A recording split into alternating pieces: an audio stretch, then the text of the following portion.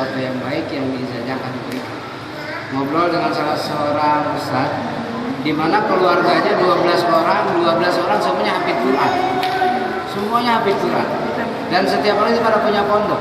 Pondoknya takfir. Nah, saya nanya nih, Pak Ustaz, apa sih rumusnya, kaifiahnya, kok semuanya keluarga bisa hafal Quran? Ya, kok semuanya bisa keluarganya hafal Quran? Nah, dia kasih rahasia. Rahasia ini akan saya bocorkan. Gitu. Menerima nggak, Bu? Bener? Serius nih? Karena ini demi anak.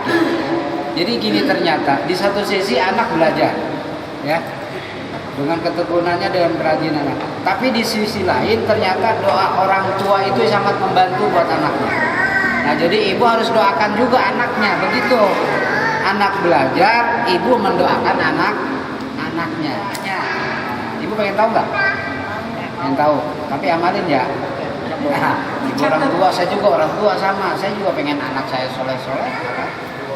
Alhamdulillah saya punya anak 3, 2 udah nikah, 1 di UIN, tinggal 1 semester. Nih doanya, Bu, ya, Bu, ya si ibu nulis aja kan nggak ngerti. Entar dulu ya. Absennya nanti dulu. Karena ini dari seorang ulama yang ternyata anaknya semua sukses. Ya. Ternyata dari sisi dia belajar, rajin. Sisi lain orang tuanya selalu mendoakan. Ibu pengen tahu kan doanya? Setiap kali ba'da sholat, khususnya sholat subuh. Setiap kali ba'da sholat, khususnya sholat subuh, kirim Fatihah untuk anaknya. Misalnya, anaknya siapa dari namanya? Namanya siapa? Hah? Ya, ini kopinya berdua. Jadi langsung aja, ila hadrati ananda deril Al-Fatihah. Anak saya 2, berarti 1 orang 1. Satu lagi anaknya siapa? Iya Devi ini. Cuman 1? 2 deh. Nah, anak kedua Fatihah lagi sebut namanya. Anak saya ada 5 ya, 5 kali Fatihah. 1 orang 1 kamu. Ini dalam rangka membimbing dan membina anak supaya sukses dua pihak. Satu sisi anak kita rajin belajar, di sisi lain kita doakan orang tua pasti perlu. Maka kalau jadi sebagai gini sampai remaja sampai dewasa, itu saja dipakai. Insya Allah hafalannya cepat. Itu yang pertama. Setuju? Mau baca Fatihahnya buat anaknya. Iya, tiap waktu terkhusus ba'da subuh. Nah, kalau ba'da subuh ada tambahannya. Selain Fatihah untuk anaknya, baca Alam Nasroh 9 kali. Alam Nasroh laka sadrak wa wada'na al-qalami yang qadurna harap wa rafa'na laka dzikrak fa inna ma'al usri yusran inna ma'al usri yusra aida wa ta'an sob wa ila rabbika. Ustaz, saya emang nggak hafal Alam Nasroh, udah Fatihah aja. Ya. Nah, ini saya dapat jaga dari sang guru yang sukses, anak-anaknya semua hafal Quran 12 orang. 12 orangnya semua pada bisa pesantren. Makanya saya nanya rumusnya. Bisa jadi anaknya sukses semua. Saya sampai ya Allah, karena anak saya udah gede semua, baru bacain Fatihah sekarang. Oke, hanya itu aja, sharing aja Ibu ya. Keinginan kita mendidik anak mudah-mudahan ketika nanti muncul dewasa berkembang dengan baik ya, jadi anak yang soleh. Dan itu adalah idaman kita semua. Itu saya titip kepada kamu Ustaz ya, untuk fokus kepada anak-anak biar muncul ya dari Taman Pendidikan Al-Quran di Baitul Salam. Untuk supportnya sementara itu lanjut. Beliau imam besar ya, imam besar kita di sini. Jadi nggak kaget kalau imam besar hafal Quran. Kalau saya jadi imam kuliah kulu, besok kuliah kulu. Ya, karena saya tidak terpulang. Wallahu muwaffiq wa muwaffiq. Assalamualaikum warahmatullahi wabarakatuh.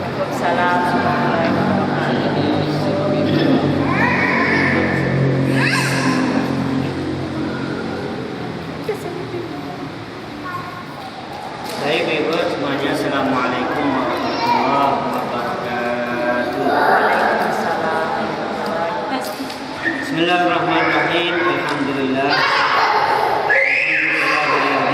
أرسل رسوله بالهدى ودين الحق ليظهره على الدين كله وكفى بالله شهيدا أشهد أن لا إله إلا الله وحده لا شريك له وأشهد أن محمدا عبده ورسوله لا نبي بعده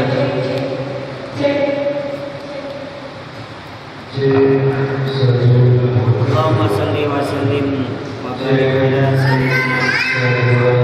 سيدنا محمد قال الله تعالى في كتابه الكريم أعوذ بالله من الشيطان الرجيم بسم الله الرحمن الرحيم ولقد يسرنا القرآن للذكر فهل من مدكر وقال رسول الله صلى الله عليه وسلم خيركم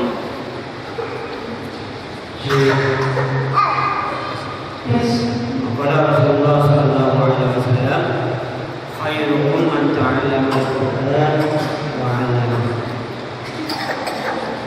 Pertama-tama yang pertama marilah kita sama-sama memanjatkan puji syukur kita kehadirat Allah Subhanahu wa taala yang mana pada sore hari ini alhamdulillah kita diberikan kenikmatan iman, kenikmatan Islam, kenikmatan ihsan, kenikmatan kesehatan, dan salah satunya juga kenikmatan kesempatan yang alhamdulillah dengan kesempatan pada sore hari ini kita dipertemukan oleh Allah Subhanahu wa taala di masjid yang insyaallah senantiasa penuh barokah. Semoga perkumpulan pada sore hari ini mendapatkan keberkahan dari Allah Subhanahu wa taala. Amin. Salawat beriring salam marilah kita limpahkan kepada baginda Nabi Muhammad sallallahu alaihi wasallam, pada para keluarganya, para sahabatnya dan juga pengikutnya. Semoga kita senantiasa istiqomah mengikuti sunnahnya dan semoga kelak kita mendapatkan syafaatnya ila yaumil qiyamah. Ibu-ibu yang saya hormati dan adik-adik semuanya, sebelum saya mungkin memaparkan tentang apa yang harus saya sampaikan mengenai tentang TPA atau TPI, ya, alangkah baiknya mungkin di antara ibu mungkin juga ya baru bertemu, baru melihat saya. Nah, mungkin juga kan belum kenal ya. Oleh sebab itu ada pepatah kan, tak kenal maka tak saja ya. Biar kita biar saling mengenal dan semoga senantiasa kita terus menjalin silaturahmi sehingga dengan perkenalan ini mendapatkan keberkahan dari Allah Subhanahu wa taala. Baik, ibu-ibu, ibu semuanya, ibu semuanya, di sini saya akan memperkenalkan nama lengkap saya Muhammad Abdul Latif. Nama panggilan singkatnya Latif ya. Tinggal di perumahan, kalau secara lengkapnya di KTP-nya perumahan Taman Ria Persada. Ada yang tahu ibu? Perumahan Taman Ria Persada? Ada yang tahu? Tahu? Ibu tahu? Nah, kalau orang mengenal itu biasanya familiarnya perumahan Pocong. Tahu ya bu ya? Nah, itu saya tinggal di situ. Tapi itu alamat KTP bu. Ya. Nah, kalau tempat tinggal yang sebenarnya itu di Kampung Cinyosok 2. Kalau dari sini mau masuk Taman Rahayu, ya perumahan Taman Rahayu di atas gas persis gitu. Ya. Di sini alhamdulillah saya baru bergabung ikut menjadi salah satu kepengurusan di masjid ini kurang lebih ya hampir kalau secara dikumpulkan baru sekitar seminggu yang lalu, tapi saya mengenal menginjakan masjid ini ya sekitar ada kurang lebih 1 bulan, ya. Dan saat itu juga saya dibawa namanya dengan Ustadz Rofi dan diperkenalkan oleh diperkenalkan Ustadz Rofi dan dipertemukan dengan Pak Wahyu, terus dipertemukan dengan Pak Ade lagi, sehingga alhamdulillah sekarang saya sudah resmi menjadi bagian kepengurusan di Masjid Baitus Salam ini sebagai imam masjidnya. Gitu. Ibu sudah ada yang pernah ikut sholat di sini? Ibu udah pernah? Belum. Di sini belum ada yang pernah. Nah, di sini Bu, kalau saya mengimamin itu kan dari waktu maghrib dan isya itu aja selama 5 hari. Ya, selama 5 hari, 2 harinya saya tidak ada di sini. Nah, saya kalau ngimamin di sini Bu memakai perhalaman, ya, misalkan maghrib halaman 2, nanti isanya halaman 3, besok terus urutan. Jika saya ngimam ini alhamdulillah baru selesai 1 juz. Nah harapannya terus ini sampai hatam lagi nanti juz. Ya. Nah memang ini masjidnya memang masjid. Harapannya kan kedepannya ini menjadi masjid Islamic centernya Cilengsi, gitu.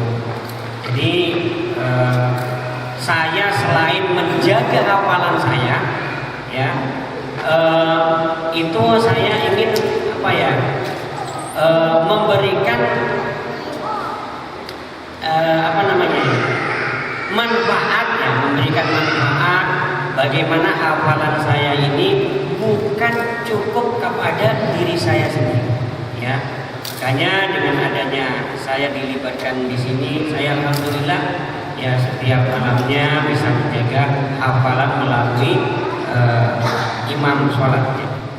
Ibu-ibu yang saya hormati, mungkin pada sore hari ini kita sebatas perkenalan saja Ibu ya, karena ya mungkin dari saya juga mohon maaf dari sambutan sampai apanya ini adatnya masih seperti ini Bu ya, mohon dimaafkan.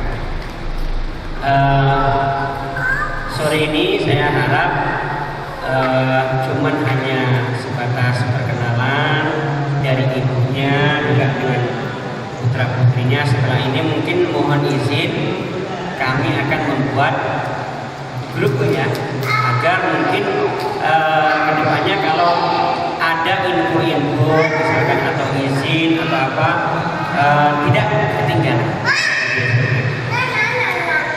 Ibu-ibu yang saya hormati, mungkin ibu sudah melihat brosur yang sudah ibu baca, yang mana di sini untuk program unggulannya yaitu pertama membaca Al-Quran. Metodenya menggunakan metode apa? Metode Iqra. Jadi metode lama ya, metode Iqra. Tapi jangan dengan adanya metode-metode baru kita meninggalkan metode lama atau bahkan meremehkan. Karena kalau kita bandingkan berkahnya Iqra dengan metode Baghdadi, misalkan berkahnya banyakkan mana? Banyakkan metode Iqra. Karena metode Iqra itu sejak dari kita kecil, benar nggak Bu? Nah, ya. Jadi ya mungkin ada edukasi pun berikutnya nanti kemungkinan dari Yayasan Nurul Quran Baitus Salam akan mengadakan edukasi tentang mengenai masalah metode. Cuman untuk awal saat ini kita akan menggunakan metode Iqra. Itu ya yang paling pertama program unggulannya yaitu kita bagaimana bisa membaca Al-Quran. Terus berikutnya unggulan yang berikutnya yaitu menghafal Al-Quran hanya juz. Hanya dua juz. TPQ ini hanya dua juz. Ya, jadi TPQ hanya 2 juz. Tapi kalau misalkan nih di antara anak-anak ibu mempunyai keinginan sudah selesai, kok mau Ustaz, anak saya sudah selesai hafalan juz 30, juz 29, bagaimana Ustaz mau melanjutkan? Mangga. Tapi yang jelas dari kami cuman menargetkan hanya dua juz. Tapi kalau seandainya kok ada yang selesai, wah alhamdulillah. Apalagi terlebih-lebih mau melanjutkan hafalan kami siang itu. Tapi perlu dipetakan dulu, hanya TPQ ini hanya unggulannya 2 juz. Karena nanti setelah TPQ kita akan membuat program tahassus tahfidzul Quran 30 juz gitu. Cuman sebelum program 30 juz ibu-ibu, kita terutama merintis di bidang TPQ, TPA dulu. Nanti kalau TPQ, TPA sudah berjalan gitu kan, atau mungkin bahkan TK mungkinnya sudah berjalan, baru kita akan membuat program pesantren tahassus tahfidzul Quran 30 juz ya. Itu yang perlu ibu ketahui. Pertama tadi menggunakan metode Iqra, cara pembelajaran baca Qurannya. Terus program berikutnya yaitu menghafal Al-Quran juz 30 dan juz 29. Mungkin di antara anak-anak ibu, putra putri ibu, itu di sekolahnya juga sudah ada program menghafal juz 30 dan juz 29. Betul apa betul? Hah? Juz 30 aja apa juz ada juz 29? Ya ibu. Di sekolahnya ada program menghafal Quran? Berapa juz?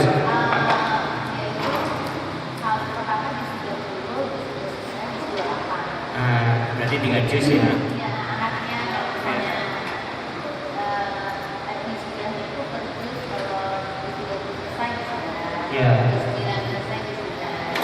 Ya.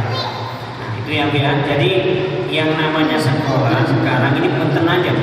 Kalau nggak ada tahfiznya itu kurang laku. Ya itu. Jadi memang harapan orang tua itu memang nilai-nilai ke-Al-Quranan, nilai-nilai religi dalam mengkaji Islam itu ya, ada perhatian dari orang tua. Makanya kalau nggak ada hafalan, terus terang zaman sekarang itu memang bisa ditinggalkan, tidak diminati ya. Nah, salah satunya di sini TPQ itu ada. Ini sebagai penunjang, sebagai membantu. Misalkan di pagi harinya anak-anaknya hafalannya kurang, atau bahkan kurang tapi waktunya dia menghafal tapi waktunya kurang. Bisa di sini, gitu di TPQ sini. Atau nanti misalkan Bu ya, di antara putra putri ibu TPQ kurang malam, misalkan mau nambah lagi waktunya, insya Allah nanti kami akan menyediakan lagi pada maghrib, insya Allah. Tapi yang jelas kita satu-satu dulu, dimulai waktunya dari jam 4 Bu ya, dari jam 4, terus selesainya setengah 6 gitu. Jadi mohon nanti ibu-ibu kalau sudah melihat waktu jam 5.25 ya, atau ya itu harapannya seperti itu ya. Atau sholat di sini Ustaz? Ya, untuk masalah sholat di sini belum ada rapat dari kepengurusan itu, karena pernah saya bicarakan terkait masalah anak-anak yang ada di sini. Takutnya ketika anak-anak nanti sholat di sini malah berisik gitu kan. Nah seperti itu. Ini perlu ada musyawarah. Kalau misalkan pengurus di sini welcome, mangga untuk anak-anak kecil, ya alhamdulillah seperti itu. Tapi kalau melihat usianya, insya Allah mudah terkendalikan ya. Mulai dari 7, 8, ini rata-rata ada 8, 9, 10 Ustaz. Jadi ya kayaknya nggak mungkin ya. Kayaknya kemungkinan kecil ya, sulit untuk diatur. Pastinya bisa diomongin, bisa dikondisikan. Kayak AA kan pasti kalau ibu juga malu ya, kalau lagi sholat sama bapak. Karena di sini nanti juga ada praktek bacaan, wudhu dan sholat. Jadi mungkin sambil dievaluasi. Ya, baik. Baru dua yang saya sampaikan. Berikutnya yaitu hafalan hadis pendek tentang mengenai pembentukan karakter. Contoh, pembentukan idza ghadaba ahadukum falyasbir misalkan. Apabila di antara kalian marah, maka hendaklah diam. Misalkan itu kan karakter ya. Jadi seperti itu. Contoh hafalan hadis pendek gitu ya. Terus berikutnya yaitu bacaan dan praktek wudhu beserta sholatnya kita akan perhatikan ya. Mungkin bisa jadi ya kita menggunakan waktunya Senin, Selasa, Rabu, Kamis untuk menghafal Al-Quran yang satu harinya nanti khusus mengenai tentang praktek wudhu dan sholat seperti itu. Nah, terus apabila di antara putra putri ibu juga ada bakat kaligrafi, bisa juga, ya. Tahadus bil nikmah, saya menceritakan nikmat Allah. Nah, ketika dulu saya di pesantren itu belajar imla namanya, belajar menulis, tapi menulisnya itu dengan menggunakan metode, ada metodenya. Jadi kalau saya misalkan nulis sama persis dengan Al-Quran itu insya Allah saya bisa. Karena itu ada metodenya, ada pembelajaran. Di Al-Quran itu kan bukan kita nulis sekedar nulis, tapi itu memang benar ada pembelajaran. Makanya di sini dicantumkan salah satunya kaligrafi bahasa Arab ya. Tapi yang jelas yang paling pertama itu dulu aja ya, cara baca Quran yang baik, bagaimana putra putri itu bisa membaca Al-Quran, terus menghafal Al-Quran. Nah kalau itu nanti sudah ada perkembangannya, baru kita insya Allah akan menginjak ke berikutnya seperti itu. Adapun mengenai tentang masalah hafalan, termasuk juga nanti mengenai tentang masalah hafalan hadis, ada kartu kendalinya. Nah, saya contohkan Bu. Misalkan putra putri ibu hafalannya hari ini menghafal sampai surat An-Naba. Nanti ketika sudah selesai, ada checklistnya, ada tanda tangannya dari saya. Jadi putra putri ibu ibu nanti bisa melihat ya, melihat nih. Jadi kalau ini kartu kendali sejauh mana banyaknya hafalan putra putri ibu. Nah ini kalau ini mah bisa ya, kalau An-Naba misalkan ya bisa sampai berhari-hari misalkan itu, kalau menghafal seharinya cuma 2 baris atau bahkan 3 ayat gitu. Nah kalau untuk harian nanti ibu bisa melihat ini, anak saya bener apa enggak ngaji di Masjid Baitus Salam, ngaji bener apa enggak, ngaji Iqra apa enggak, menghafal apa enggak, menghafal hadis apa enggak. Nah nanti pilihannya di sini Bu ya. Tanggalnya saya catat ya. Oh pada tanggal misalkan 15 Oktober Ananda si A belajar, itu nanti ketahuan ya, ada tanda tangan dari saya. Di sini ada program Iqra-nya, nilainya berapa dan setoran berapa ya.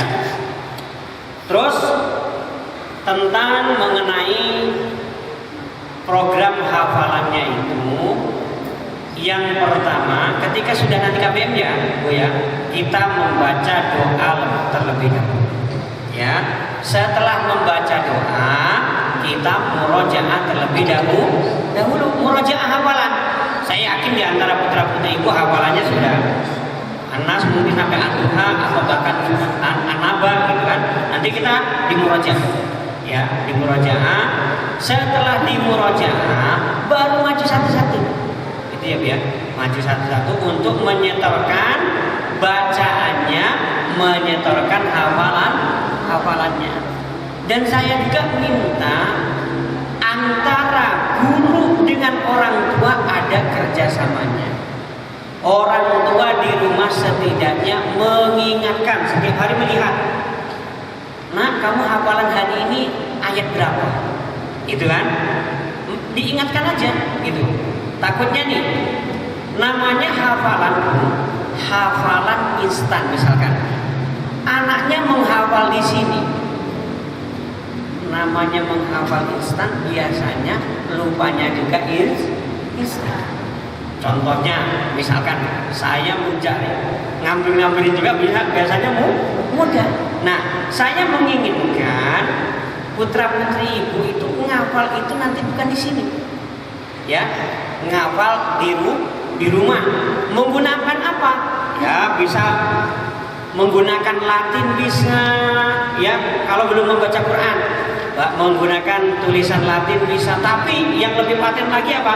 Menggunakan MP3, ya, dengarkan dulu, ya dengarkan. Nah setelah itu ditalakikan di sini.